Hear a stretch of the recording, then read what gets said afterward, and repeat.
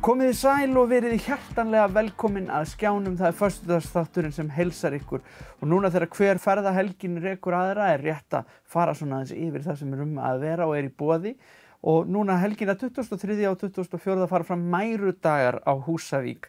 Og hingað til mín komin Guðrún Huld Gunnarsdóttir sem framkvæmdastjóri Mærudag. Hún ætlar að segja okkur aðeins betur frá því sem verður í boði þar. Vertu hjartanlega velkomin. Takk.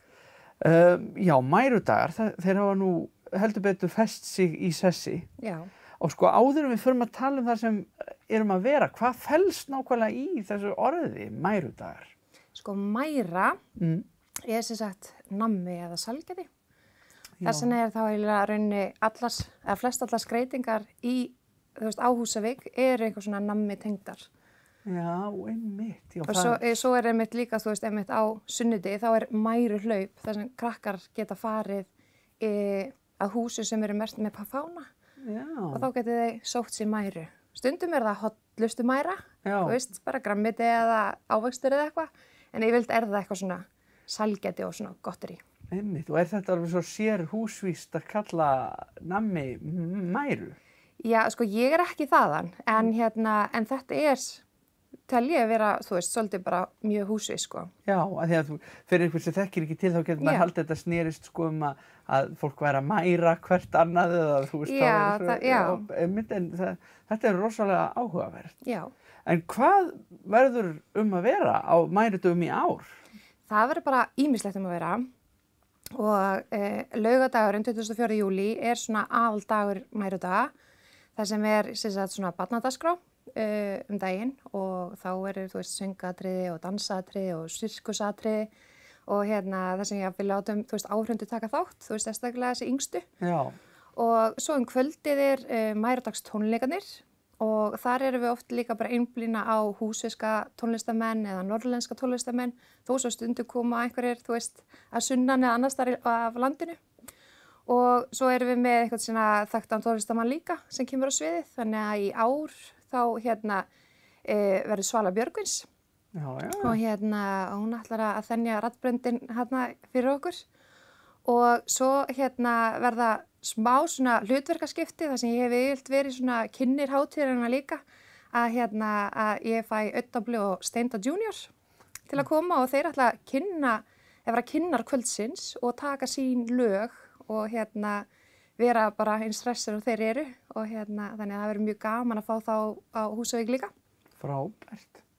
Einmitt, þannig það bara standandi dagskrá allan daginn, má segja. Já, og svo það tífúli sem verður helgina og það eru matavagnar sem koma líka og svo náttúrulega fjöldin allir að veitingastöðum á Húsavík.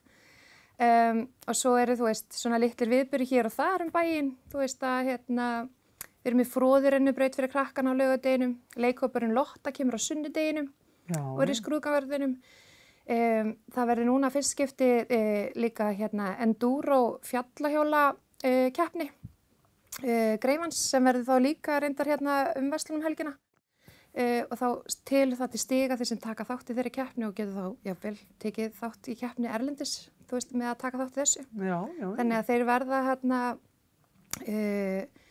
eru hvað heitir þetta, Rauðarárhnjúkur, minni mig, nú bara skýti mig mögulega í fótinn að segja veitlist orð og það verður bara Húsvíkingar að fyrirgefna með landafræðikunnundunum þar. En þeir keyra svo, hjóla sér niður Botvatn og enda í skrúðgarðinum. Og þannig að það verður líka mjög gaman að áhorfendur farið þarna upp yfir og geta jafnvel horft á keppnina.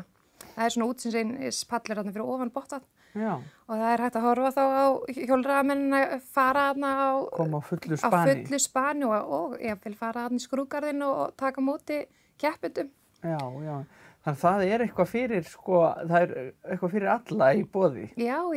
Það líka Íslandsbanka hlaup, fyrir krakka, á laugardeginum og þannig að það ýmislegt að gera. Einmitt, spannar allan skalan frá heilsurækt yfir í fróðurennubrautina sem þið voru með síðast líka og gaf góða raun. Já, það var 2019 sem við gerum það og slökkviliðið stóð vaktina yfir Fróðureynubrautinni og bara stýrði því bara með stakast í príði. Já, ég fyrir þetta bæjarstjórinn hefði meira að segja. Já, hann skellti sér þarna niður með sínum börnum og þannig að þetta vakti miklu lukku. Já, einmitt. Og þið setjið hátíðina á föstudeginum samt, það ekki? Þó að aðaldagurinn sé laugardagur. Já, sko við setjum hann ekki eins og vaninn hefur verið. Þú veist, oft hefur við verið með svona setningar athöfn. Hún verður reyndar ekki í ár, en í bænum, þú veist, það hefur oft verið garðatónleikar á fimmtudegi og svona skrúðganga og litablöndun, þú veist, hverfanót þau eru skipt í 3 liti. En núna verður bara allt gert bara í hverfanum, saman að svona garðtónleika og grillveislu innan hverfan og við náttúrulega bara hvetjum alla til að klæðast í þeim lit sem þau í því hverfi sem þau eru og svo náttúrulega má bara rölda á milli og hlýða góða tóna. Já, heyra og sjá hvað að vera. Já. Fyrir svona fólk sem að situr heima og núna komið fjæðrir og vill endilega kynna sér þetta betur, hvar finna þau svo helst upplýsingar dagskrána? Já, það sko best eiginlega bara að fylgja mærudögum á Facebook, bara Mærudagar Húsavík og svo erum við líka á Instagram með sömu bara Mærudagar Húsavík. Þannig að þar kemur alltaf bara svona, þú veist, núna næstu dögum alltaf bara hvað verðum að vera og svo verður heildadagskrá sett, þú veist, líka á neti og kemur líka í prenti í skráni á Húsavík og N4. Já, einmitt. Þannig að við hvetjum þetta bara alla til þess að fara inn á Facebook og læka við Mærudag, þá missa þér ekki af neinu. Og svo auðvitað bara mæta til Húsavíkur 23. og 24. og bara njóta helgarinnar og vonandi góða veður, sem vorum að veðurguðinni verði hliðhollir. Nákvæmlega. Það er ekki spurning, held ég. Nei, Þetta verður mjög spennandi. Ég bara óska ykkur allsins besta með þetta og þakka þér fyrir að koma inn í þáttinn til mín og segja okkur frá þessu. Já, takk fyrir mig.